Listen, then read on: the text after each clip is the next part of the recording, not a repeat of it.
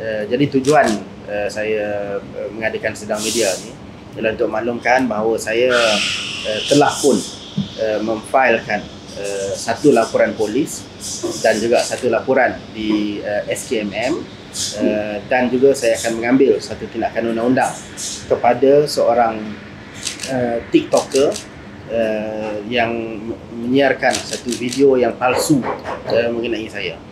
Sebelum saya pergi lebih panjang, saya elok kalau saya mainkan video tersebut supaya masing-masing boleh faham lah. Saya dapat video ni dalam seminggu dua lepas, dan saya nampak penyebarannya melalui TikTok, melalui WhatsApp agak berleluasa. Jadi saya mainkan sekejap, videonya ringkas saja, dan video ni adalah video palsu yang saya laporkan. Nak pulang balik? Oh, nak pulang balik wang jana wibawa tu ya? Oh, akhirnya mengaku jugalah kan? Memang ambil kan? Tak adalah bersih sangat. Yang lain-lain tu macam mana? So, ini adalah satu video yang disiarkan oleh dalam satu akaun yang namanya Syukri Syamsuddin Official. Kalau dilihat dari segi latar belakangnya, dia punya profile picture tu ada logo UMNO dekat gambar dia tu. Jadi ini dikatakan kalau ikut gambarnya, inilah individu yang menyiarkan video tersebut, dan saya tak pasti, saya tak kenal dia ni siapa. Saya tak pasti apa jawatan dia dalam UMNO. Tapi kalau kita search namanya, adalah beberapa laporan media yang memetik beliau bercakap mewakili UMNO bahagian. Jadi laporan yang saya buat tersebut adalah kerana dalam video tersebut mengandungi beberapa perkara yang bagi saya adalah palsu dan tidak benar. Pertama sekali, dia mendakwa bahawa seolah-olah saya mengaku atas kesalahan yang dituduh. Saya tidak pernah mengeluarkan kenyataan seperti itu. Latar belakangnya pula, seolah-olah latar belakang video itu adalah satu laporan media, seolah-olah laporan media, menggunakan pula nama seorang wartawan yang benar-benar wujud wartawan tersebut. Jadi gambaran yang dia nak bagi ialah saya buat tawaran untuk pulangkan balik wang yang didakwa saya ambil sebagai rasuah. Sebagai syaratnya, saya tetapkan bahawa laporan dakwaan terhadap saya mesti dibatalkan oleh pihak pendakwa raya. Jadi saya tak pernah buat kenyataan tersebut, saya tak pernah buat tawaran tersebut, saya tidak pernah mengaku apa-apa, dan malahan pengakuan saya adalah mengaku tidak bersalah. Jadi bagi saya ini adalah satu pemalsuan fakta, satu penipuan, satu fitnah yang berniat jahat ke atas saya. Dan bahayanya juga ialah dia menggunakan nama seorang wartawan, Mukhris Mat Husin, dan dikatakan menulis artikel tersebut. Saya menghubungi editor akhbar yang berkaitan, dan saya memaklumkan bahawa saya telah membuat satu laporan polis, dan saya menasihatkan supaya saudara Mukhris juga buat laporan polis terhadap laporan yang palsu ini. Jadi saya secara umumnya sebenarnya saya tak ada masalah kalau sekiranya kita nak bercakap mengenai isu politik, nak memainkan sentimen politik, nak spin sikit-sikit. Yang jadi masalah untuk saya ialah ini budaya buat cerita yang menipu ni. Dan kalau setakat nak hint Wan Saiful tu bersalah, Wan Saiful tu dah didakwa, saya tak ada masalah. Ini dunia politik dan kita biasalah. Kalau kita masuk dunia politik ni, kita sanggup untuk berhadapan dengan tuduhan-tuduhan sedemikian. Tapi menjadi masalah bagi saya ialah apabila dipalsukan dan kemudian disebarkan secara meluas. Dalam TikTok dia sampai sekarang ada lagi, dan dalam WhatsApp pun disebar secara meluas. Dia download video tu dan disebarkan secara meluas. Jadi apabila dipalsukan fakta sesuatu isu, apabila diwujudkan cerita yang tidak wujud, ini sudah masuk topik menipu. Ini sudah jatuh dalam kategori memfitnah. Dan laporan polis yang saya buat kepada pihak polis, laporan yang saya buat kepada pihak SKMM, saya harap akan diambil tindakan yang segera oleh kedua-dua pihak berkuasa.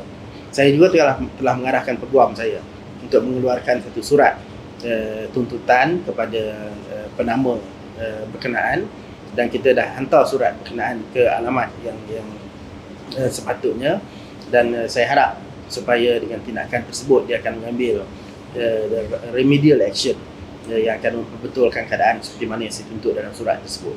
So itu lebih kurang ceritanya, dan saya ucap terima kasihlah kepada rakan-rakan media yang datang hari ni.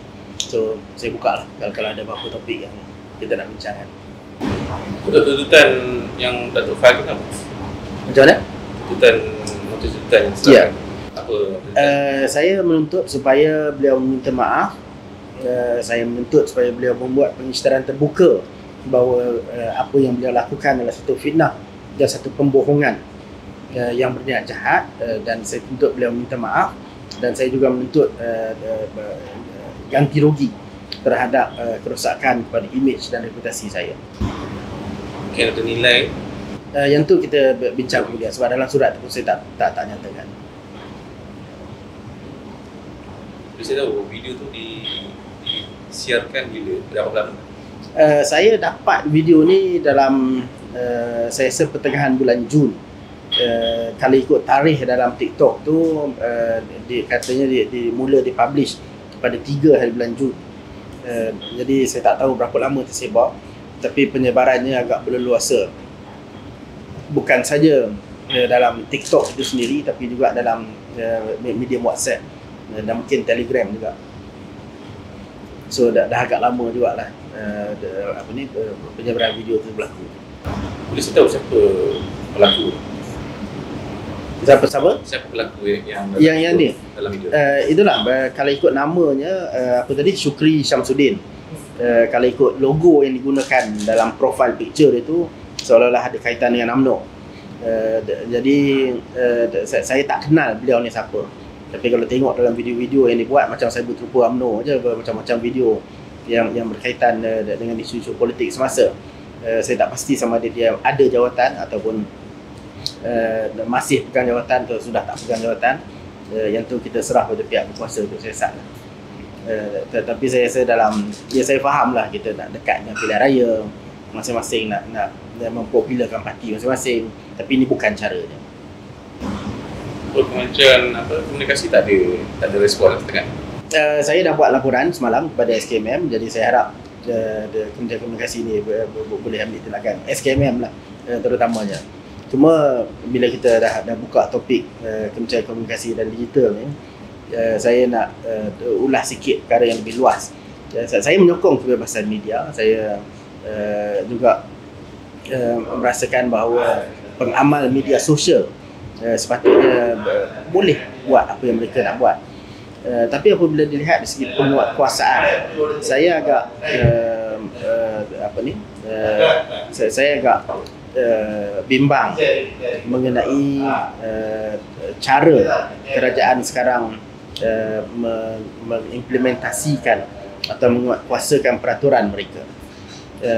Mereka mengatakan bahawa isu-isu yang berkait dengan 3R, isu-isu yang berkait dengan bangsa, dengan agama, dengan kedudukan raja-raja, ada yang antara isu sensitif yang tidak sepatutnya disentuh. Tapi kalau dilihat sebenarnya yang lebih banyak menyentuh isu-isu yang sensitif ini adalah dari sebelah Pakatan Harapan. Kita lihat baru-baru ini apa yang dibuat oleh Profesor Ramasamy Pulau Pinang, mengatakan bahawa dengan sengaja menimbulkan isu. Saya pun baru tengok isu ni.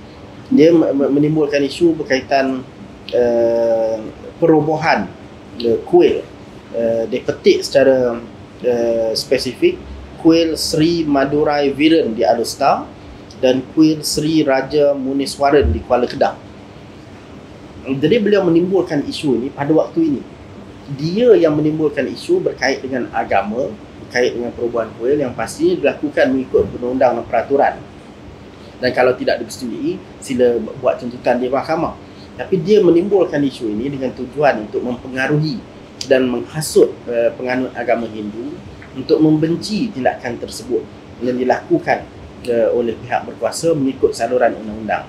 Jadi dalam hal sebegini, sebenarnya yang memainkan isu 3R ini adalah daripada sebelah DAP dan PH. Tetapi yang nak dilabelkan ialah kepada Perikatan Nasional. Dan ini sekali lagi saya rasa satu tindakan yang tidak bertanggungjawab, yang mana dia nak mengatakan dia nak take the high moral ground, seolah-olah dia tidak memainkan isu 3R, tapi sebenarnya mereka lah yang memainkan isu ini. Kita tak cakap mengenai apa pun, dia yang bercakap. Seolah-olah dia ada tekanan yang diberi, ada pelanggaran peraturan, dan isu perubahan kuil contohnya, kenapa sekarang ditimbulkan?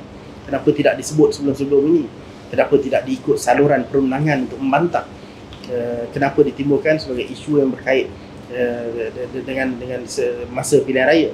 So ini adalah persoalan yang ditimbulkan, dan sebab itulah sebagai saya, apabila kerajaan bercakap mengenai mengawal selia media dengan peraturan-peraturan, mereka tak nak isu-isu sensitif disebut.